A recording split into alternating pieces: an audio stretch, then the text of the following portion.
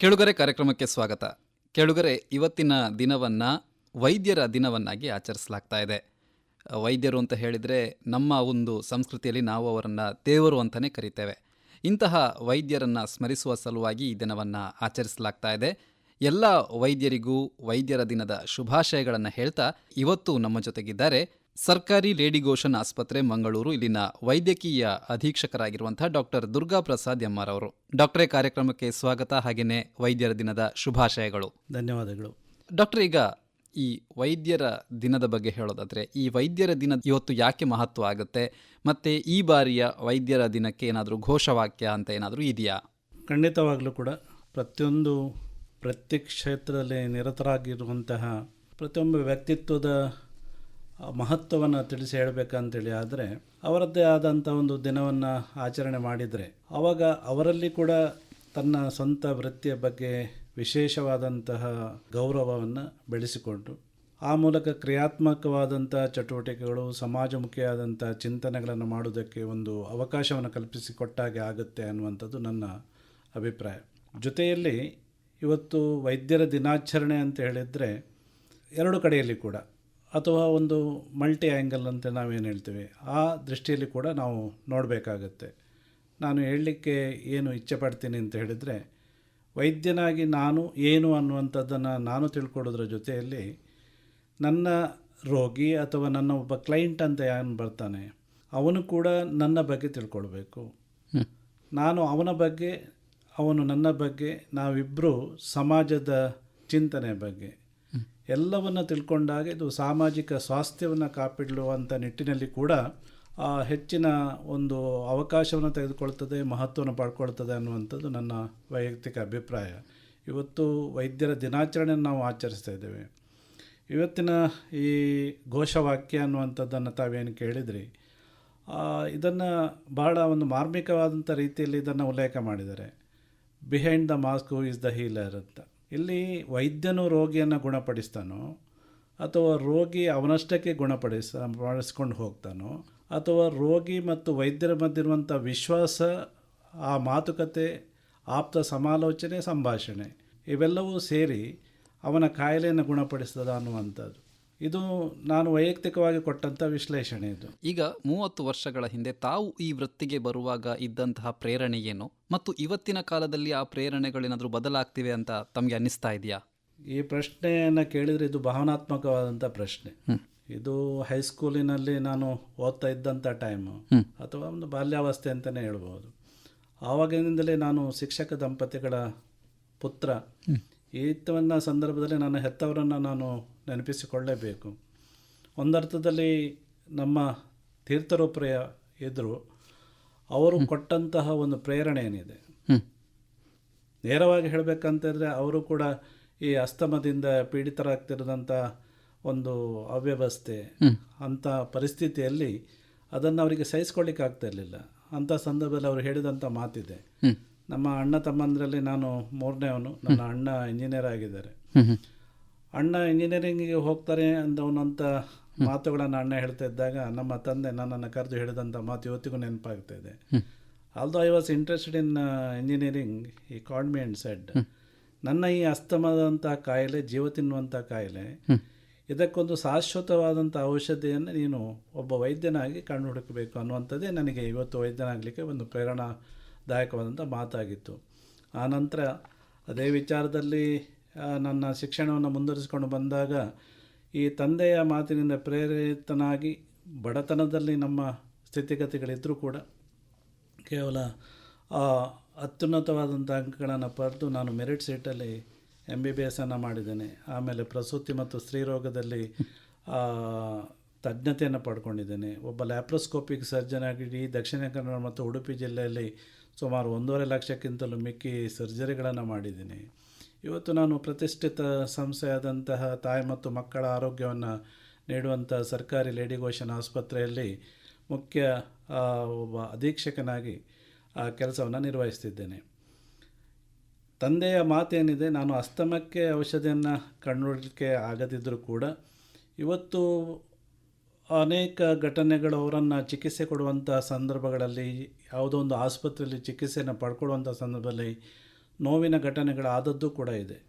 ಇವತ್ತು ಸರ್ಕಾರಿ ಲೇಡಿ ಗೋಶನ್ ಆಸ್ಪತ್ರೆಯನ್ನು ಬಹಳ ಗೌರವದಿಂದ, ಸರ್ಕಾರಿ ಸ್ವಾಮ್ಯದ ಸಂಸ್ಥೆಯನ್ನು ಬಹಳ ಒಂದು ನೆನಪಿನಲ್ಲಿ ಇಡಬೇಕಾದಂಥ ವ್ಯವಸ್ಥೆಗಳಿಂದ ಜನರು ಅದನ್ನು ಒಂದು ರೀತಿಯಲ್ಲಿ ನೆನಪಿಸ್ತಿದ್ದಾರೆ, ಆರಾಧಿಸ್ತಿದ್ದಾರೆ ಅಂತ ನಾನು ಹೇಳಬೇಕು. ಅದೆಷ್ಟು ತಾಯಿ ಮಕ್ಕಳ ಆರೋಗ್ಯದಲ್ಲಿ ಒಂದು ಒಳ್ಳೆಯ ಆಶಾಕಿರಣವನ್ನು ಕೊಟ್ಟಂಥ ಸಂಸ್ಥೆ. ಇವತ್ತು ಅಲ್ಲಿ ಬರುವಂತಹ ಪ್ರತಿಯೊಬ್ಬ ಒಡನಾಡಿಗೂ ಕೂಡ ಒಂದು ಮಾನವೀಯ ನೆಲೆಯ ಕೆಲವು ಸೌಲಭ್ಯಗಳನ್ನು ನಾವು ಒದಗಿಸಿಕೊಳ್ಳಲಿಕ್ಕೆ ಕಾರಣ ಆಗಿತ್ತು. ನೀವು ಹೇಳಿದ ಹಾಗೆ ವೈದ್ಯನಾಗಲಿಕ್ಕೆ ಒಂದು ಪ್ರೇರಣೆ ಆದರೆ, ಈ ವೈದ್ಯಕೀಯ ಕ್ಷೇತ್ರದಲ್ಲಿ ಒಂದಷ್ಟು ವ್ಯವಸ್ಥೆಗಳನ್ನು ಸರಿಯಾದ ರೂಪಕ್ಕೆ ತರಲಿಕ್ಕೂ ಕೂಡ ಕೆಲವೊಂದು ಘಟನೆಗಳು ನಮಗೆ ಪ್ರೇರಣೆ ಆಗಿದೆ. ಉದಾಹರಣೆಗೆ ನಾನು ಹೇಳಬೇಕಂತ ಹೇಳಿದ್ರೆ, ನಮ್ಮ ತಂದೆಯನ್ನು ಯಾವುದೋ ಒಂದು ಆಸ್ಪತ್ರೆಗೆ ಸೇರಿಸಿದ್ದವರ ಸಿವಿಯರ್ ಬ್ರಾಂಕೈಟಿಸ್ ಆದಾಗ ಅವರ ಜೊತೆಯಲ್ಲೇ ನಾನು ಆರೈಕೆಯನ್ನು ಮಾಡ್ತಾಯಿದ್ದೆ, ನೋಡ್ತಾ ಇದ್ದೆ. ಸಾಯಂಕಾಲದ ಹೊತ್ತಿಗೆ ಒಂದು ಸ್ವಲ್ಪ ಕಣ್ಣಿಗೆ ನಿದ್ದೆ ಹತ್ತಿದಾಗ ಮಲಗಬೇಕು ಅಂತ ಹೇಳಿದಾಗ ಅಲ್ಲಿ ಮಲಗಲಿಕ್ಕೆ ಒಂದು ವ್ಯವಸ್ಥೆ ಇರಲಿಲ್ಲ. ಯಾವುದೋ ಒಂದು ಹಾಸಿಲ್ಲದೆ ಇರುವಂಥ ಜಾಗವನ್ನು ಹುಡುಕಿ 2 ಗೋಡೆಗಳ ಮಧ್ಯೆ ಒಂದು ಭಾಳ ನ್ಯಾರೋ ಇರುವಂಥ ಜಾಗದಲ್ಲಿ ಹೋಗಿ ಮಲಗಲಿಕ್ಕೆ ಹೋದರೆ ಅಲ್ಲಿ ಒಂದು ಹಾಸ್ಲಿಕ್ಕೆ ಏನಾದರೂ ಇದೆಯಾ ಅಂತ ನೋಡಿದರೆ ಅಲ್ಲಿ ಆಸ್ಪತ್ರೆಯಲ್ಲಿ ಅದನ್ನು ಕೂಡ ಕೊಡುವಂಥ ವ್ಯವಸ್ಥೆ ಇಲ್ಲ. ಒಂದು ಪೇಪರನ್ನು ಹಾಕಿಕೊಂಡು ಮಲಗಿದಂಥ ವ್ಯವಸ್ಥೆಯನ್ನು ನೆನಪಿಸಿಕೊಂಡ್ರೆ, ನಾನು ಇವತ್ತು ಕೆಲಸ ಮಾಡ್ತಿರುವಂತಹ ಆ ಜಾಗದಲ್ಲಿ ಬರುವಂಥ ಪೇಷಂಟ್ಸ್ ಹೇಗೆ ಚೆನ್ನಾಗಿರ್ತಾರೋ, ಚೆನ್ನಾಗಿ ನೋಡಬೇಕು, ಅದಕ್ಕಿಂತಲೂ ಉತ್ತಮವಾಗಿ ಅವರ ಒಡನಾಡಿಗಳನ್ನು ಕೂಡ ನೋಡಬೇಕಾಗತ್ತೆ. ಹಾಗೆ ಅವರಿಗೆ ಬೇಕಾದಂಥ ವ್ಯವಸ್ಥೆಗಳನ್ನೆಲ್ಲ ನಾನು ಹೋದಲ್ಲೆಲ್ಲ ಮಾಡೋದಕ್ಕೆ ಇದೊಂದು ಸಣ್ಣ ಅಂಶವನ್ನು ನಾನು ಹೇಳ್ತಿರುವಂಥದ್ದು. ನಾನು ಒಂದು ಮಾತನ್ನು ಇಲ್ಲಿ ಎಲ್ಲರಿಗೂ ಹೇಳಲಿಕ್ಕೆ ಇಷ್ಟಪಡೋದು ಏನಂತ ಹೇಳಿದ್ರೆ, ವೈದ್ಯನಾಗಲಿ ರೋಗಿ ಆಗಲಿ ಪ್ರತಿಯೊಬ್ಬನನ್ನು ಕೂಡ ಒಬ್ಬರನ್ನೊಬ್ಬರು ಮನುಷ್ಯನನ್ನಾಗಿ ನೋಡಬೇಕು. ಯಾವುದೇ ವೃತ್ತಿ ಇರಲಿ, ಅಲ್ಲಿ ಮಾನವೀಯತೆ ಮೇಳೈಸಿಕೊಂಡು ಬಂದರೆ ಮಾತ್ರ ಆ ವೃತ್ತಿಗೆ ಒಂದು ಗೌರವ ಇರುತ್ತೆ ಅನ್ನುವಂಥ ಮಾತನ್ನು ಹೇಳಲಿಕ್ಕೆ ಇಷ್ಟಪಡ್ತೀನಿ. ನಾನು ನನ್ನ ಜೀವನದಲ್ಲಿ ಹೇಗೆ ವೈದ್ಯನಾಗಬೇಕು ಅಂತೇಳಿ ಬಯಸಿದ್ನು, ಅಲ್ಲಿ ನನಗೆ ಬೇರೆ ಏನೂ ಇರಲಿಲ್ಲ. ಒಂದಷ್ಟು ಜನರ ಸೇವೆ ಮಾಡಬೇಕು ಅನ್ನುವಂಥದ್ದು ಮಾತ್ರ ಇತ್ತು. ವೈದ್ಯನಾಗಿ ನಾನು ಹಣ ಮಾಡಬೇಕು, ಆ ವೈದ್ಯನಾಗಿ ನಾನು ದೊಡ್ಡ ಬಂಗಲೆ ಕಟ್ಟಿಸಬೇಕು, 100 ಎಕರೆ ಜಾಗ ತೆಗಿಬೇಕು ಅನ್ನುವಂಥ ದೃಷ್ಟಿಯಲ್ಲಿ ನಾನು ವೈದ್ಯನಾಗಲಿಲ್ಲ. ಆ ಕಾರಣದಿಂದಾಗಿ ಮಾನವೀಯ ನೆಲೆ ಅಂತ ನಾನೇನು ಹೇಳಿದೆ, ಆ ದೃಷ್ಟಿಯಲ್ಲಿ ಜನರಿಗೆ ಸೇವೆಯನ್ನು ಕೊಡ್ತಾ ಬಂದಿದ್ದೇನೆ. ಇದಕ್ಕೆ ಹೆಚ್ಚು ಸೂಕ್ತವಾದಂಥ ಜಾಗ ಅಂತ ಹೇಳಿದ್ರೆ ಸರ್ಕಾರಿ ಕ್ಷೇತ್ರವೇ ಸೂಕ್ತವಾದಂಥ ಜಾಗ ಅನ್ನುವಂಥ ನಿಟ್ಟಿನಲ್ಲಿ ಅಲ್ಲಿ ಭಾಳಷ್ಟು ಜನ ಬಡವರು ಅಥವಾ ಕೈಲಾಗದವರು, ಜೀವನದಲ್ಲಿ ನೊಂದವರು ಬರ್ತಾರೆ. ಅವರ ಸೇವೆ ಮಾಡಲಿಕ್ಕೆ ಇದೊಂದು ಪ್ರಶಸ್ತವಾದ ತಾಣ ಅನ್ನುವಂಥ ನಿಟ್ಟಿನಲ್ಲಿ ಸರ್ಕಾರಿ ಕ್ಷೇತ್ರವನ್ನು ನಾನು ಆಯ್ದುಕೊಂಡಿದ್ದೇನೆ.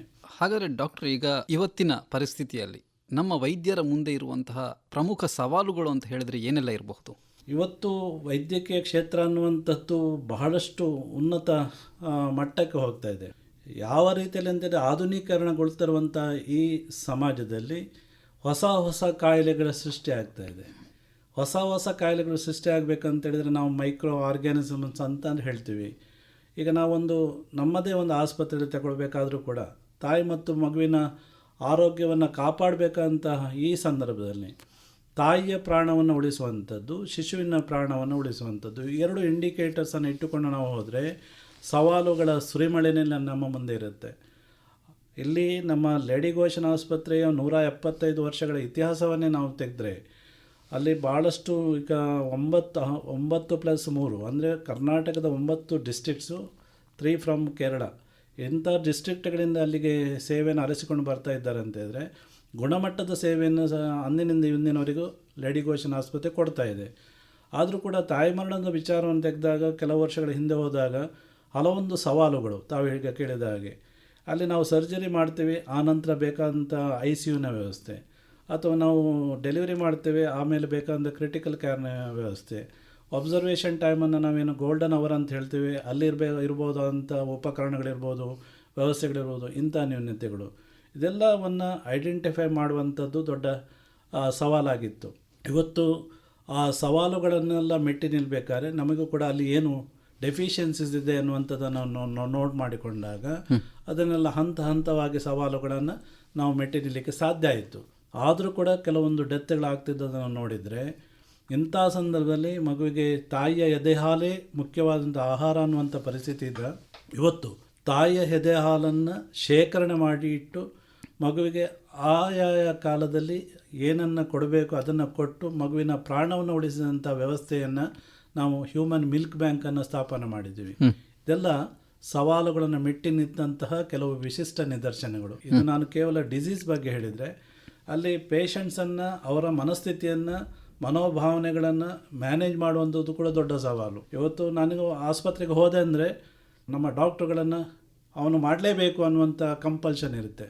ಅದೆಷ್ಟೋ ಸವಾಲುಗಳಿದ್ರೂ ಅದನ್ನು ಮೆಟ್ಟಿ ನಿಂತು ಒಬ್ಬ ತನ್ನ ಎಲ್ಲ ಸರ್ವಸ್ವವನ್ನು ತ್ಯಾಗ ಮಾಡಿದಂತಹ ಒಂದು ವ್ಯಕ್ತಿತ್ವ ಇದ್ದರೆ ಅದು ನಮ್ಮ ವೈದ್ಯರುಗಳು ಅನ್ನುವಂಥ ರೀತಿಯಲ್ಲಿ ನಾನು ಹೇಳಲಿಕ್ಕೆ ಇಷ್ಟಪಡ್ತೀನಿ. ನಾನು ಪ್ರಾರಂಭಿಕ ಹಂತದಲ್ಲಿ ಹೇಳಿದೆ ಪರಸ್ಪರ ನಂಬಿಕೆ ಅಂತ. ಇಲ್ಲಿ ನಂಬಿಕೆಗಳ ಕೊರತೆ ಇಲ್ಲಿ ಆಗಿರೋದ್ರಿಂದ ಇವತ್ತು ನಂಬಿಕೆಗಳನ್ನು ವೃದ್ಧಿಪಡಿಸುವಂಥದ್ದು ಇವತ್ತಿನ ಈ ಸಾಮಾಜಿಕ ಪರಿಸ್ಥಿತಿಯಲ್ಲಿ ಬಹುದೊಡ್ಡ ಸವಾಲು ಅಂತ ನಾನು ಹೇಳಲಿಕ್ಕೆ ಇಷ್ಟಪಡ್ತೇನೆ. ಈ ಸವಾಲುಗಳನ್ನು ಮೆಟ್ಟಿ ನಿಲ್ಲಬೇಕಾದ್ರೆ ಮತ್ತೊಮ್ಮೆ ಹೇಳ್ತೇನೆ, ಪರಸ್ಪರ ನಂಬಿಕೆಗಳನ್ನು ಭದ್ರಪಡಿಸಬೇಕು. ನಾನು ಹೇಳ್ತೇನೆ, ಒಂದು ಸಣ್ಣ ಉದಾಹರಣೆ ಹೇಳ್ತೇನೆ. ಒಂದು ಸಣ್ಣ ತಲೆನೋವು ಅಂತೇಳಿದರೆ ನಮ್ಮ ಆರೋಗ್ಯದ ಒಂದು ನಂಬಿಕೆಗೆ ಸಂಬಂಧಪಟ್ಟ ಹಾಗೆ commonest of the common diagnose ಮಾಡಿ ಅಂತ ನಮ್ಮಲ್ಲಿ ಇರುವಂಥ ಸೂತ್ರ.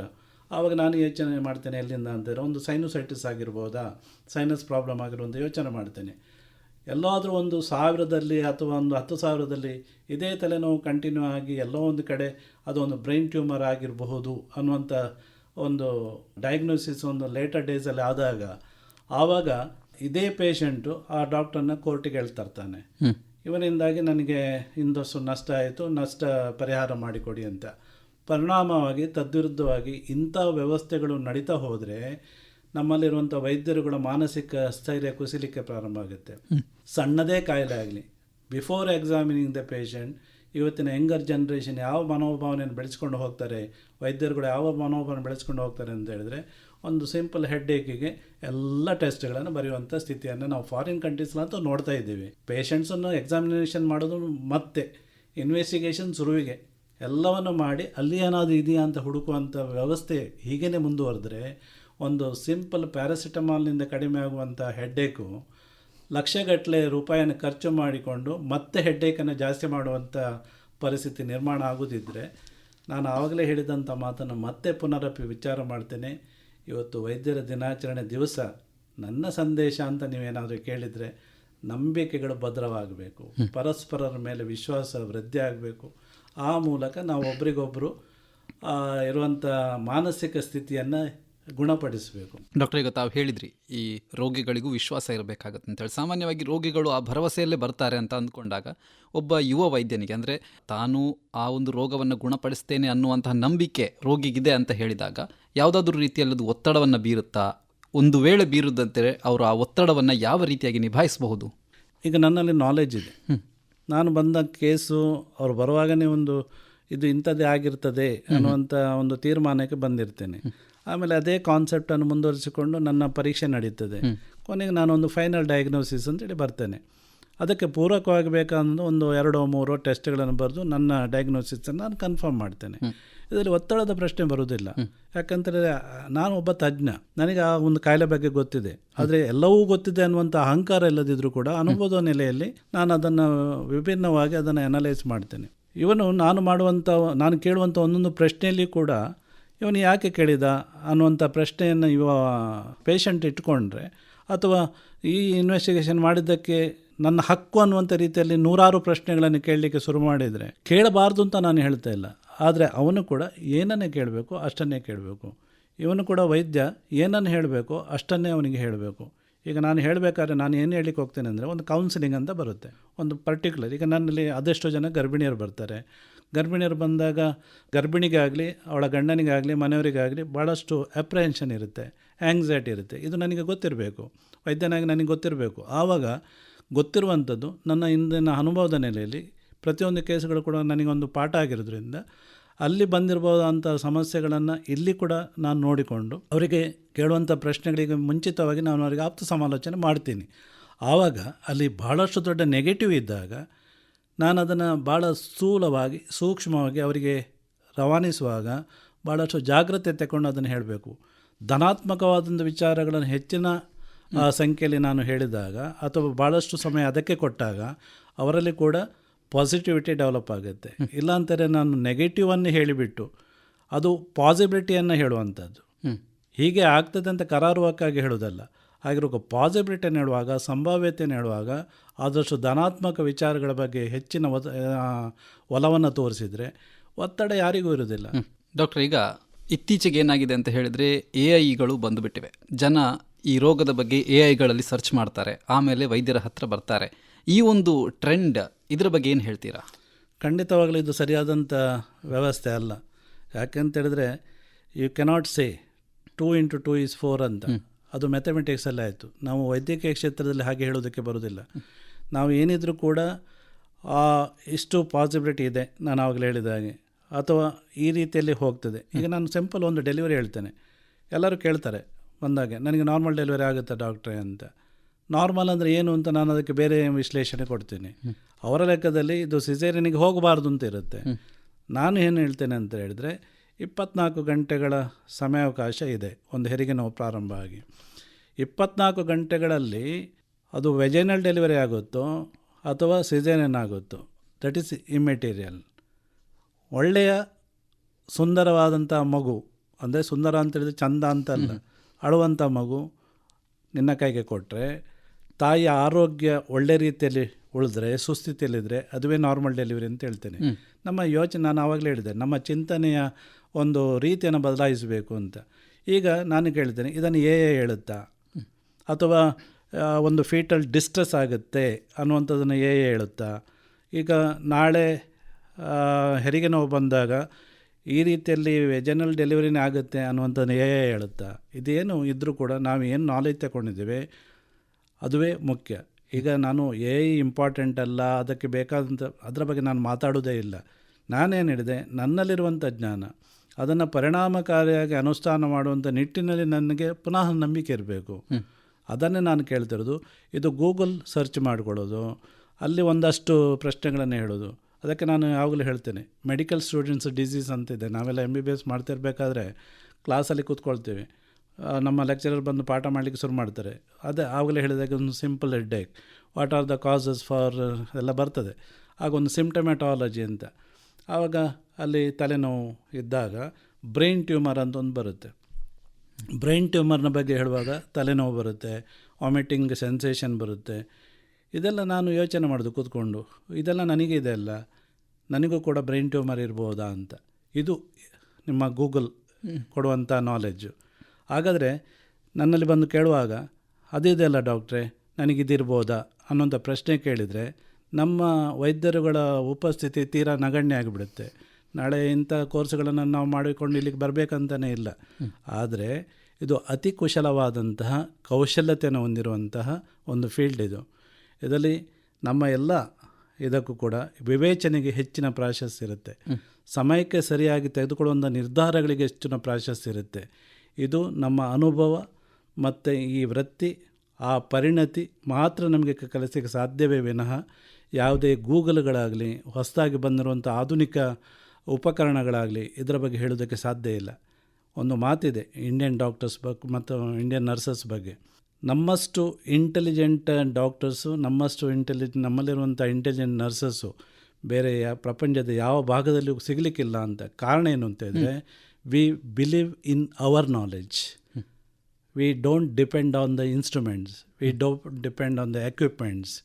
ಅದನ್ನು ನಮ್ಮ ಕೈಯಲ್ಲಿ ತಗೊಂಡು ನಮ್ಮ ಚಾಕಚಕ್ಯತೆಯನ್ನು ತೋರಿಸಲಿಕ್ಕೆ ನಾವು ಹೇಳಿದಾಗೆ ಅದು ಕೇಳಬೇಕೇ ವಿನಃ ಅದು ಹೇಳಿದಾಗೆ ನಾವು ಕೇಳುವಂಥದ್ದಲ್ಲ. It applies to your AI also, it applies to your Google knowledge also.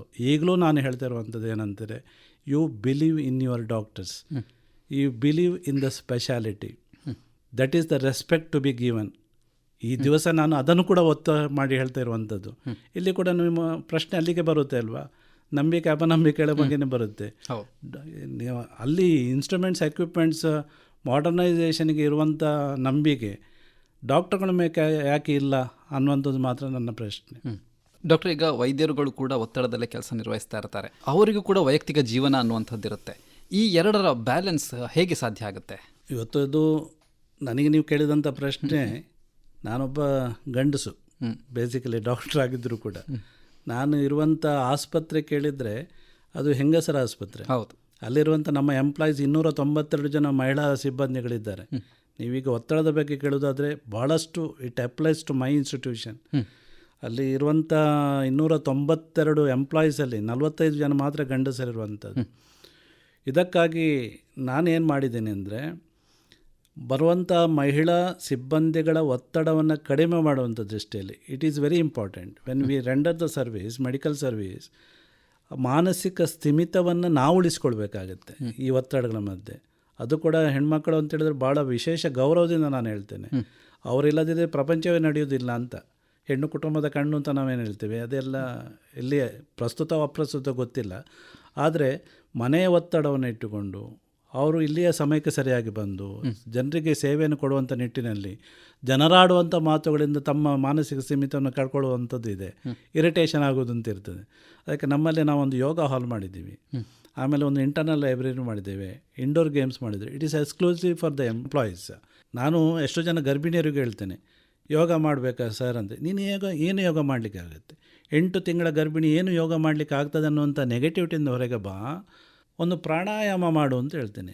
It is also ಒಂದು ಆಯಾಮ ತಾನೇ ಯೋಗದ್ದು. ಪ್ರಾಣಾಯಾಮ ಅಂದರೆ ಕೂತ್ಕೊಂಡಲ್ಲಿ ಒಂದು ದೀರ್ಘ ಶ್ವಾಸೋಚ್ಛ್ವಾಸ ಮಾಡು. ಏನು ಬೆನಿಫಿಟ್ ಇರುತ್ತೆ ನಿನಗೆ? ನಿನ್ನ ದೇಹಕ್ಕೆ ಒಳ್ಳೆಯ ಆಕ್ಸಿಜನ್ ಸಿಗುತ್ತೆ, ನಿನ್ನ ಹೊಟ್ಟೆಯಲ್ಲಿ ಗರ್ಭದಲ್ಲಿರುವಂಥ ಮಗುವಿಗೆ ಒಂದು ಒಳ್ಳೆಯ ಆಕ್ಸಿಜನ್ ಸಿಗುತ್ತೆ. ನಾನು ಏನನ್ನು ಹೇಳಲಿಕ್ಕೆ ಹೋಗ್ತಿದ್ದೇನೆ ಅಂತಾರೆ, ಒಂದು ಕ್ಷಣ, ಒಂದು ನಿಮಿಷ, ಒಂದು ಸೆಕೆಂಡ್ ಯೋಚನೆ ಮಾಡಬೇಕು, how can I improve my health ಅಂತ. ಈ ಒತ್ತಡಗಳಿಂದ ಹೊರಗೆ ಬರಲಿಕ್ಕೆ ನಾವು ಎಲ್ಲೋ ಒಂದು ಕಡೆ ಹೋಗಿ ತಪಸ್ಸು ಮಾಡಬೇಕಂತಿಲ್ಲ. ನಮ್ಮಲ್ಲಿರುವಂತಹ ಒಂದು ಮಾನಸಿಕ ಸ್ಥಿಮಿತ, ಬ್ಯಾಲೆನ್ಸ್ಡ್ ಮೈಂಡಲ್ಲಿ ಕೆಲಸ ಮಾಡುವಂಥ ನಿಟ್ಟಿನಲ್ಲಿ ನಮ್ಮದಂಥ ಯೋಚನಾ ಲಹರಿಗಳನ್ನು ಹರಿಯಬಿಡಬೇಕು. We have to think creatively. ನಮ್ಮ ಆರೋಗ್ಯವನ್ನು ಕಾಪಾಡುವಂಥ ದೃಷ್ಟಿಯಲ್ಲಿ we have to work on that. ಯಾಕಂದರೆ ನಾನು ಕೂಡ ಒಂದು 18 ವರ್ಷಗಳ ಕಾಲ ಬಹಳ ರೂರಲ್ ಏರಿಯಾದಲ್ಲಿ ಏಕೋಪಾಧ್ಯಾಯ ಮುಖ್ಯೋಪಾಧ್ಯಾಯನಾಗಿ ಭಾಳಷ್ಟು ಡೆಲಿವರಿಗಳು, ಸರ್ಜರಿಗಳನ್ನು ಮಾಡಿ ಬಂದೇನೆ. ಆಮೇಲೆ ಬೇರೆ ಹಾಸ್ಪಿಟ್ಲಿಗೆ ಹೋಗಿ ಸರ್ಜರಿಗಳನ್ನು ಮಾಡುವಂಥ ನಿಟ್ಟಿನಲ್ಲಿ ಕೂಡ ನನ್ನ ಆಸ್ಪತ್ರೆಯಲ್ಲಿ ನಿರಂತರವಾಗಿ ಡೆಲಿವರಿಗಳು ನಡೀತಾ ಇತ್ತು ಅಂತೇಳಿ. ಆದರೆ I have developed some second line of leadership. ನಮ್ಮಲ್ಲಿ ಆ ಲೀಡರ್ಶಿಪ್ ಕ್ವಾಲಿಟಿಯನ್ನು ಇಟ್ಟುಕೊಳ್ಳೋದ್ರ ಜೊತೆಯಲ್ಲಿ ಇನ್ನೊಂದು ನಮ್ಮ ಸಹೋದ್ಯೋಗಿಗಳ ಮಾನಸಿಕ ದೃಢತೆ, ಸ್ಥಿರತೆಯನ್ನು ವೃದ್ಧಿಸುವಂಥದ್ದು ಕೂಡ that is one of the important administrative effect. ಆಗಿರುವಾಗ ಅವರಿಗೊಂದು ನಾನು ಮಾನಸಿಕ ಸ್ಥೈರ್ಯವನ್ನು ತುಂಬಿಸಿ ಹೋಗ್ತೇನೆ. ಏನೇ ಆಗಲಿ, you go ahead, you manage the delivery, if something happens I am there with you ಅನ್ನುವಂಥ ಇಂಥ ಒಂದು ಮಾತುಗಳು ಕೂಡ ಅವರ ಒತ್ತಡವನ್ನು ಕಡಿಮೆ ಮಾಡುತ್ತದೆ. ಡಾಕ್ಟರ್, ಈಗ ಸಾಮಾನ್ಯವಾಗಿ ವೈದ್ಯರ ವೃತ್ತಿ ಅಂತ ಹೇಳಿದರೆ ಸಾವು ನೋವುಗಳನ್ನು ನೋಡ್ತಾನೆ ಇರ್ತೀರ. ಇದು ಎಲ್ಲಾದರೂ ನಿಮ್ಮ ವೈದ್ಯರುಗಳ ಮಾನಸಿಕ ಆರೋಗ್ಯದ ಮೇಲೆ ಪ್ರಭಾವ ಬೀರುತ್ತೆ ಅಂತ ಅನಿಸುತ್ತಾ? ಒಟ್ಟಿನಲ್ಲಿ ಏನಂತಂದರೆ ಇದು ನಮ್ಮ ಮೇಲೆ ಒತ್ತಡ ಅಲ್ಲ, ಒಂದು ಮಾನಸಿಕವಾದಂಥ ವೇದನೆಯನ್ನು ಕೊಡುತ್ತದೆ. ಎಲ್ಲ ಒಂದು ಕಡೆ ನಾನು ತಪ್ಪಬಾರ್ದು. ಮತ್ತು ಎಲ್ಲಿಯಾದರೂ ಒಂದು ರೋಗಿಯ ಡೆತ್ ಆಯಿತು ಅಂತಾದರೆ, ಒಂದು ಮಗುವಿನ ಡೆತ್ ಆಯಿತು ಅಂತ ಹೇಳಿದ್ರೆ ನಾವು 108 ಸಲ ಯೋಚನೆ ಮಾಡ್ತೀವಿ, ಎಲ್ಲಿಯಾದರೂ ನನ್ನ ಕಡೆಯಿಂದ ತಪ್ಪಾಗಿದ. ಪರ್ಪಸ್ಲಿ ನಾವು ಮಾಡೋದಿಲ್ಲ, ಆದರೆ ಇದು ಮಾಡಿದರೆ ಸರಿ ಆಗ್ತಿತ್ತ ಅಂತ ಒಂದು, ಅಥವಾ ಇಂಥ ಒಂದು ಉಪಕರಣ ಇರ್ತಿದ್ರೆ ಅವನು ಬದುಕಿಸೋಕೆ ಆಗ್ಬೋದಾಗಿತ್ತಾ ಅಂತ ಇನ್ನೊಂದು, ಅಥವಾ ಇಂಥ ಒಂದು ಮೆಡಿಸಿನ್ಸು ಬೇಕಾಗಿತ್ತ ಏನೋ ಅಂತ ಇನ್ನೊಂದು. ಈ ಥರದಲ್ಲಿ ಯೋಚನೆ ಮಾಡ್ತೇವೆ ವಿನಃ ಒತ್ತಡಗಳನ್ನಲ್ಲ. ಆದರೆ ಅಂತಹ ಪಾಠಗಳನ್ನು ಪ್ರತಿಯೊಂದು ರೋಗಿ ಕೂಡ ನಮಗೆ ಪಾಠ ಆಗಿಬಿಡ್ತಾರೆ. ಪಾಠದಿಂದ ನಾವು ಕಲಿತೇವೆ. ಮುಂದಿನ ಹಂತಗಳಲ್ಲಿ ನಮ್ಮ ವರ್ಕ್ ಎಕ್ಸಿಕ್ಯೂಷನ್, ಕಾರ್ಯಾನುಷ್ಠಾನ ಮಾಡೋದು ಅಂತ ಹೇಳ್ತೇವೆ. ಮಾಡುವಾಗ ಇದೆಲ್ಲವನ್ನು ಪೇರಿಸಿಕೊಂಡು ಮುಂದೆ ಏನು ಅಂಥ ತೊಂದರೆಗಳಾಗದಾಗೆ ಆಗುತ್ತೆ. ನೆನಪಿನಲ್ಲಿ ಇರುತ್ತೆ. ನಾನೀಗ ನಿಮ್ಮ ಹತ್ರ ಮಾತಾಡ್ತಿರ್ಬೇಕಾದ್ರೆ 108 ಸಾವಿರಾರು ಜನ ನನ್ನ ಪೇಷಂಟ್ ನನ್ನ ಸ್ಮೃತಿ ಪಟಲದಲ್ಲಿ ಹಾದು ಹೋಗ್ತಾ ಇರ್ತಾರೆ. ಆ ಘಟನೆಗಳೇ ನೆನಪಿಗೆ ಬರುತ್ತೆ. ನಾನು MBBS ಏನಿದೆ, ನಾನು PG ಮಾಡುವಾಗ ಏನು ಓದಿದೆ, ಅದು ನನಗೆ ನೆನಪಿಗೆ ಬರೋದಕ್ಕಿಂತಲೂ ಜಾಸ್ತಿ ನಮ್ಮ ಬದುಕೇ ಒಂದು ದೊಡ್ಡ ಗ್ರಂಥ ಆಗಿಬಿಟ್ಟಿರುತ್ತೆ. ಪ್ರತಿಯೊಬ್ಬ ವೈದ್ಯನ ಬಾಳಿನಲ್ಲಿ ಕೂಡ ಇದೇ ಇರೋದು. ಇವತ್ತು ನಾವೇನು ಪ್ರಾಕ್ಟೀಸ್ ಮಾಡ್ತಿದ್ದೇವೆ ಅದು ನಮ್ಮ ಅನುಭವದ ಪಾಠ. ಒಬ್ಬ ವ್ಯಕ್ತಿಯ ಜೊತೆ ನಾವು ಯಾವ ರೀತಿಯಲ್ಲಿ ವ್ಯವಹರಿಸ್ತೀವಿ, ಅಥವಾ ಆ ಪೇಷಂಟ್ಸ್ ನಮ್ಮ ಹತ್ರ ಏನು ಮಾತಾಡಿದ, ಯಾವ ರೀತಿಯಲ್ಲಿ ಹೇಳ್ದ. ನೋಡಿ, ನಾನು ಹೇಳ್ತೇನೆ, ಇವತ್ತು ಯಾವುದನ್ನು ಕೂಡ ಅಪೇಕ್ಷಿಸದೆ ನಾವು ಕೆಲಸವನ್ನು ಮಾಡಬೇಕು. ಯಾಕೆ ಇದು ನನ್ನ ಅನುಭವದಿಂದ ಹೇಳ್ತೇನೆ ಅಂತ ಹೇಳಿದರೆ, ನಾವೆಲ್ಲ ನಮ್ಮ ಸರ್ವಸ್ವವನ್ನೇ ಆ ಒಂದು ಪೇಷಂಟ್ನ ಒಂದು ವೆಲ್ಫೇರ್ ಬಗ್ಗೆ ತೆಗೆದಿರ್ತೇವೆ. ಸುಮಾರು 45 ದಿವಸ ನೋಡಿರ್ತೀವಿ ಅಂತ ಅಂದ್ಕೊಳ್ಳಿ. ಎಲ್ಲ ಚೆನ್ನಾಗಿ ಆಗಿ ಒಮ್ಮೆ ಮೇಲೆ ಹೋಗಿ ಕೆಳಗೆ ಬರೋದು ಅಂತ ಹೇಳ್ತೀವಲ್ಲ, ಪುನರ್ಜನ್ಮ ಅಂತ, ಅಂಥ ಕೇಸುಗಳಾಗಿರುವಂಥ ನೋಡಿದ್ದೀವಿ. ಆದರೆ ನಾವು ಏನು ಅಪೇಕ್ಷೆ ಮಾಡ್ತೀವಿ ಅಂತ ಹೇಳಿದ್ರೆ, ಅವನಿಲ್ಲಿಂದ ಹೋಗಬೇಕಾದ್ರೆ 1-2 ಕೈ ಮುಗಿದು ಧನ್ಯವಾದಗಳು ಸರ್ ಅಂತ ಹೇಳಿ ಹೋದರೆ ನಮಗೆ ಭಾಳಷ್ಟು ನೆಮ್ಮದಿ ಆಗುತ್ತೆ. ಎಲ್ಲಿ ನೋವಾಗುತ್ತೆ ಅಂತ ಹೇಳಿದ್ರೆ, ಅಷ್ಟೆಲ್ಲ ಆದಮೇಲೆ ಎಲ್ಲ ಒಂದು ಸಣ್ಣ ಸಮಸ್ಯೆಯನ್ನು ಇಟ್ಟುಕೊಂಡು ನೀವು ನನಗೆ ಹಾಗೆ ಮಾಡಿದಿರಿ, ಹೀಗೆ ಮಾಡಿತು, ಈ ಸಂಸ್ಥೆಯಿಂದ ದೊಡ್ಡ ತೊಂದರೆ ಆಯಿತು ಅನ್ನುವಂಥ ರೀತಿಯಲ್ಲಿ ಪ್ರತಿಬಿಂಬಿಸ್ತಾರಲ್ಲ, ಅದು ದೊಡ್ಡ ನೋವು ಕೊಡುತ್ತೆ. ಅದನ್ನು ಜನರಲ್ಲಿ ಕೂಡ ನಾವು ಅಪೇಕ್ಷೆ ಮಾಡುವಂಥದ್ದು ಏನಂತಂದರೆ, ಹಣ ಕೊಡಿ, ನಮಗೆ ಧನ ಕನಕ ಕೊಡಿ, ನಮಗೆ ದೊಡ್ಡ ಬಂಗ್ಲೆ ಕೊಡಿಸಿ, ಕಾರು ಕೊಡಿಸಿ, ಇದು ಯಾರೂ ಅಪೇಕ್ಷೆ ಮಾಡಲ್ಲ. ಯಾವ ವೈದ್ಯರು ಕೂಡ ಒಂದು ಕೃತಜ್ಞತೆಯ 2 ಮಾತುಗಳನ್ನು ಮಾತ್ರ ಅಪೇಕ್ಷೆ ಮಾಡ್ತಾರೆ ವಿನಃ, ಅದನ್ನೇ ನಾನು ಮತ್ತೆ ಹೇಳ್ತೇನೆ, ನಂಬಿಕೆಯಲ್ಲಿ ಭದ್ರವಾಗಿದ್ದರೆ ಮಾತ್ರ ಇಂಥದ್ದೆಲ್ಲ ಬರೋದಕ್ಕೆ ಸಾಧ್ಯ. ಡಾಕ್ಟರ್, ಈಗ ಕಡೆಯದಾಗಿ ಬಹಳಷ್ಟು ಯುವ ಮನಸ್ಸುಗಳು ಈ ವೈದ್ಯಕೀಯ ಕ್ಷೇತ್ರವನ್ನು ಪ್ರವೇಶ ಮಾಡಬೇಕು ಅಂತ ಅಂದ್ಕೊಂಡಿರಬಹುದು. ಅಂತಹವರಿಗೆ ತಾವು ಏನು ಹೇಳಲಿಕ್ಕೆ ಇಷ್ಟಪಡ್ತೀರಾ? ಅವರು ಏನೆಲ್ಲ ನಿರೀಕ್ಷೆಗಳನ್ನು ಇಟ್ಕೋಬಹುದು, ಏನಕ್ಕೆಲ್ಲ ತಯಾರಾಗಿರಬೇಕು ಅವರು? ಅದಕ್ಕಿಂತ ಮೊದಲು ನಾನು ಒಂದು 4 ಸಾಲುಗಳನ್ನು ಹೇಳ್ತೀನಿ, ಕವನದ ಮೂಲಕ ಹೇಳ್ತೀನಿ. ವೈದ್ಯರು ಅಂದರೆ ಯಾರು ಅಂದರೆ, ಇವತ್ತು ವೈದ್ಯರ ದಿನಾಚರಣೆ. ನಾನು ವೈದ್ಯರನ್ನು ಕೂಡ ಅವರನ್ನು ಸ್ವಲ್ಪ ಅವರಿಗೆ ಸ್ಫೂರ್ತಿ ಕೊಡಬೇಕು. ಎಲ್ಲ ನನ್ನ ಕಷ್ಟ ಹೇಳಿದಾಗ ಇದು ನನ್ನ ವೈಯಕ್ತಿಕ ಕಷ್ಟ ಅಂತ ಆಗ್ಬೋದು. ಎಲ್ಲರ ಒಬ್ಬ ರೆಪ್ರೆಸೆಂಟೇಟಿವ್ ಹೇಳಿ ಆಮೇಲೆ ನಿಮ್ಮ ಮಾತಿಗೆ ಉತ್ತರ ಕೊಡ್ತೀನಿ. ಈ ವೈದ್ಯರು ಅಂದರೆ ಯಾರು ಅಂದರೆ, ತನ್ನ ಸರ್ವಸ್ವವ ಬದಿಗೊತ್ತಿ ಸೇವೆಗೈವ ಚೈತನ್ಯವ, ಅಪರಂಜಿ ಚಿನ್ನ ಇವರು, ತ್ಯಾಗಮಯಿ ಬದುಕಿದು ಅನನ್ಯ ಅಂತ. ಬುದ್ಧಿವಂತ ಚಾಕಚಕ್ಯತೆ ಇರುವ ದೈವಾಂಶ ಸಂಭೂತ, ವೈದ್ಯ ಮನೋಭಾವನೆಗೆ ಎಣೆಯಿಲ್ಲ, ತ್ಯಾಗ ಕ್ಷಣಗಳು ಅನಂತ. ಒಟ್ಟಿನಲ್ಲಿ ಇದರ ಪ್ಯಾರದ ಅರ್ಥ ಏನು ಅಂತ ಹೇಳಿದ್ರೆ, ಸರ್ವಸ್ವನ್ನೇ ತ್ಯಾಗ ಮಾಡಿಕೊಂಡು ಇವರು ಸೇವೆಯನ್ನು ಕೊಡ್ತಾರೆ. ನಿದ್ದೆ ಇಲ್ಲ, ಊಟ ಇಲ್ಲ, ಸಮಯಕ್ಕೆ ಸರಿಯಾದಂಥ ಆಹಾರ ಇಲ್ಲ. ವೈದ್ಯ ದಿನಾಚರಣೆ ಈ ದಿನ ನಿಮಗೆ ನಾನು ಹೇಳುವೆ ಶುಭಾಶಯ. ಯಾರಿಗೆ ಅಂತೇಳಿ ನಾನೆಲ್ಲ ವೈದ್ಯ ಸಹೋದ್ಯೋಗಿ ಮಿತ್ರರುಗಳಿಗೆ ನಾನು ಹೇಳುವಂಥ ಮಾತು, ಸರ್ವಹಿತ ಬಯಸಿದ ಬಾಳು ನಿಮ್ಮದಾಗಲಿ ಇದೆಮ್ಮ ಆಶಯ. ವೈದ್ಯೋ ನಾರಾಯಣೋ ಹರಿ ಅಂತ ಹೇಳ್ತಾರೆ. ಅದು ನಿಜವಾದಂಥ ಅರ್ಥದಲ್ಲಿ ಹಾಗೆಯೇ ಇರಬೇಕು. ವೈದ್ಯೋ ನಾರಾಯಣೋ ಹರಿ, ಇದರಲ್ಲಡಗಿದೆ ವಿಶೇಷ ಅರ್ಥ. ನಮ್ಮೆಲ್ಲರ ಬದುಕು ಸಾರ್ಥಕ, ಜನರಿತಾಗೆ ಇದರ ಗೂಢಾರ್ಥ. ಸುಮ್ಮನೆ ನಮ್ಮನ್ನು ದೇವರು ದಿಂಡ್ರು ಅಂತ ಹೇಳಿದರೆ ಸಾಕಾಗಲ್ಲ. ಅವರು ಏನನ್ನು ದೇವರು ಅಂತ ಭಾವಿಸ್ತಾರ ಅದನ್ನು ಸುರುವಿಗೆ ಅದಕ್ಕೆ ಅರ್ಥ ಬರುವ ಹಾಗೆ ಅವರ ನಡವಳಿಕೆ ಇರಬೇಕು. ಸೌಜನ್ಯದ ನಡವಳಿಕೆ ವೈದ್ಯರುಗಳಲ್ಲಿ ಇರಬೇಕು. ಸೌಜನ್ಯದ ಪ್ರತಿ ಉತ್ತರ ನಮ್ಮ ರೋಗಿಗಳಲ್ಲಿ ಕೂಡ ಇರಬೇಕು.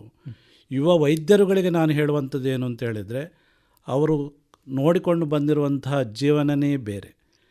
ನಮ್ಮಂಥ ರೀತಿಯಲ್ಲಿ ಅವರು ಬದುಕನ್ನು ಸವಿಸಲಿಲ್ಲ ಅನ್ನುವಂಥದ್ದನ್ನು ನಾನು ಒಂದು ಅಕಾಡೆಮಿಕ್ ಇನ್ಸ್ಟಿಟ್ಯೂಷನ್ ಇದ್ದುಕೊಂಡೇ ಹೇಳ್ತಾ ಇದ್ದೇನೆ. ಅವರಿಗೆ ನಾನು ಹೇಳುವಂಥದ್ದು ಏನಂದರೆ, ಬರುವಂತಹ ರೋಗಿಗಳು ಎಲ್ಲ ಚಿನ್ನದ ಬಟ್ಟಲಲ್ಲಿ ಊಟ ಮಾಡಿ ಬಂದಿರುವುದಿಲ್ಲ, ಚಿನ್ನದ ಸ್ಪೂನಲ್ಲಿ ಊಟ ಮಾಡಿ ಬಂದಿರುವುದಿಲ್ಲ. ನಮ್ಮ ಜೀವನ ಹೇಗೆ ಇರಲಿ, ಆದರೆ ಅವರ ಜೀವನದಲ್ಲಿ ಕಷ್ಟಗಳು ಇದೆ ಅನ್ನುವಂಥದ್ದನ್ನು ತಿಳ್ಕೊಂಡು ಅವರು ತಮ್ಮ ಜೀವನವನ್ನು ಸಾಗಿಸಬೇಕು. ನಾನು ಆವಾಗಲೇ ಹೇಳಿದಂಥ ಮಾತಿಗೆ ಬದ್ಧನಾಗಿದ್ದೇನೆ. ಸಮಾಜ ಸೇವೆ, ಜನರ ನೋವನ್ನು ಅರಿತು ಬಾಳುವಂತಹ ಒಂದು ವ್ಯವಧಾನ, ಆ ಮೂಲಕ ನಾನೊಂದು ಸಾಮಾಜಿಕ ಸ್ವಾಸ್ಥ್ಯವನ್ನು ಕಾಪಾಡಿಕೊಂಡು ಬರೋದ್ರ ಜೊತೆಯಲ್ಲಿ ನನ್ನ ಮನೆಯ, ನನ್ನ ಮನಸ್ಸಿನ, ನನ್ನ ದೈಹಿಕವಾದಂಥ ಸ್ವಾಸ್ಥ್ಯ, ಹಾಗೆಯೇ ಪರರ ಸ್ವಾಸ್ಥ್ಯವನ್ನು ಕಾಪಾಡಬೇಕು ಅನ್ನುವಂಥ ಉದಾತ್ತ ಕಲ್ಪನೆ ಧ್ಯೇಯೋದ್ದೇಶದಿಂದ ಹೊಂದಿಕೊಂಡು ಅವರು ಕೆಲಸವನ್ನು ನಿರ್ವಹಿಸಬೇಕು. ನಾನು ಹೇಳ್ತಾ ಇದ್ದೇನೆ, ಇವತ್ತಿನ ಆಧುನಿಕ ಮನಸ್ಸುಗಳು ಅನ್ನುವಂಥ ಶಬ್ದವನ್ನು ಪ್ರಯೋಗ ಮಾಡ್ತೇನೆ. ನಮ್ಮ ಮನಸ್ಸುಗಳೆಲ್ಲ ಹಳೆಯ ಮನಸ್ಸುಗಳು. ಆಧುನಿಕ ಮನಸ್ಸುಗಳಿಗೂ ಹಳೆಯ ಮನಸ್ಸುಗಳಿಗೂ ಭಾಳಷ್ಟು ವ್ಯತ್ಯಾಸ ಇದೆ, ಭಾಳಷ್ಟು ಗ್ಯಾಪ್ ಇದೆ. It is not the gap of generation. ಮನೋಭಾವನೆ, ಮನಸ್ಸಿನಲ್ಲಿರುವಂತಹ ಕೆಲವು ಕಲ್ಮಶಗಳು, ಇದನ್ನು ತೊಡೆದುಹಾಕಿ ಮಕ್ಕಳೇ. ಆ ಮೂಲಕ ಈ ವೈದ್ಯ ವೃತ್ತಿ ಅನ್ನುವಂಥದ್ದು ಜನ ನಂಬಿದ ಹಾಗೆ ದೇವರ ಹಾಗೆ ಹೋಲಿಸಿ ಅದನ್ನು ವೈದ್ಯೋ ನಾರಾಯಣ ಹರಿ ಅಂತ ಹೇಳ್ತಾರೆ. ಆ ದೇವರು ಅನ್ನುವಂಥ ಮಟ್ಟಕ್ಕೆ ನಾವು ಮುಟ್ಲಿಕ್ಕೆ ಆಗದಿದ್ದರೂ ಕೂಡ ಮಾನವೀಯತೆಯಿಂದ ದೈವತ್ವದೆಡೆಗೆ ಸಾಗುವುದಕ್ಕೆ ಇದೊಂದು ಅಪೂರ್ವವಾದಂಥ ಅವಕಾಶವನ್ನು ಪ್ರಕೃತಿ ಅನ್ನುವಂಥ ಶಕ್ತಿ, ನಾವು ನಂಬಿರುವಂಥ ದೇವರು ಅನ್ನುವಂಥ ಶಕ್ತಿ ನಮಗೆಲ್ಲರಿಗೂ ಕೊಟ್ಟಿದೆ ಅನ್ನುವಂಥ ಪರಿಕಲ್ಪನೆಯಿಂದ ಕೆಲಸ ಮಾಡಿದರೆ ಈ ವೈದ್ಯರ ದಿನಾಚರಣೆ ಅನ್ನುವಂಥದ್ದೇನಿದೆ ಅದಕ್ಕೆ ಒಂದು ಸಾರ್ಥಕವಾದಂಥ ಅರ್ಥ ಬರುತ್ತೆ. ಈ ವೈದ್ಯ ವೃತ್ತಿ ಅನ್ನುವಂಥದ್ದಿದೆ, ಅದನ್ನು ಅಪ್ರತಿಮವಾದಂಥ ವೈದ್ಯ ವೃತ್ತಿ ಅನ್ನುವಂಥದ್ದಕ್ಕೆ ವಿಶೇಷವಾದಂತಹ ಗೌರವದ ಭಾವನೆ ಜನರ ಮನಸ್ಸಲ್ಲಿ ಉಳಿಯುತ್ತೆ. ಅಂತಹ ನಡವಳಿಕೆಗಳಿಂದ ನಾವು ನಮ್ಮ ಕೆಲಸವನ್ನು ಮಾಡಬೇಕಾಗತ್ತೆ ಅನ್ನುವಂಥ ಮಾತನ್ನು ಈ ಮುಂಬರುವ ದಿನಗಳಲ್ಲಿ ಬರುವಂತಹ ಅರಳುತ್ತಿರುವಂಥ ಪ್ರತಿಭೆಗಳಾಗಿರುವಂಥ ಯುವ ವೈದ್ಯರುಗಳಿಗೆ ಹೇಳುವುದಕ್ಕೆ ನಾನು ಇಷ್ಟಪಡ್ತೀನಿ. ಧನ್ಯವಾದಗಳು ಡಾಕ್ಟ್ರೇ. ಇಷ್ಟೊತ್ತು ಈ ವೈದ್ಯರ ದಿನದ ಸಂದರ್ಭದಲ್ಲಿ ಕಾರ್ಯಕ್ರಮದಲ್ಲಿ ಪಾಲ್ಗೊಂಡು ವೈದ್ಯರ ದಿನದ ಮಹತ್ವದ ಬಗ್ಗೆ, ಹಾಗೆಯೇ ವೈದ್ಯರ ಮತ್ತು ರೋಗಿಗಳ ಸಂಬಂಧ ಹೇಗಿರಬೇಕು, ಜೊತೆಗೆ ಯುವ ವೈದ್ಯರ ಮನಸ್ಥಿತಿ ಹೇಗಿರಬೇಕು ಅನ್ನೋದ್ರ ಬಗ್ಗೆ ನಮಗೆ ತಿಳಿಸಿಕೊಟ್ರಿ. ಕಾರ್ಯಕ್ರಮದಲ್ಲಿ ಭಾಗವಹಿಸಿದ್ದಕ್ಕೆ ಧನ್ಯವಾದಗಳು. Thank you.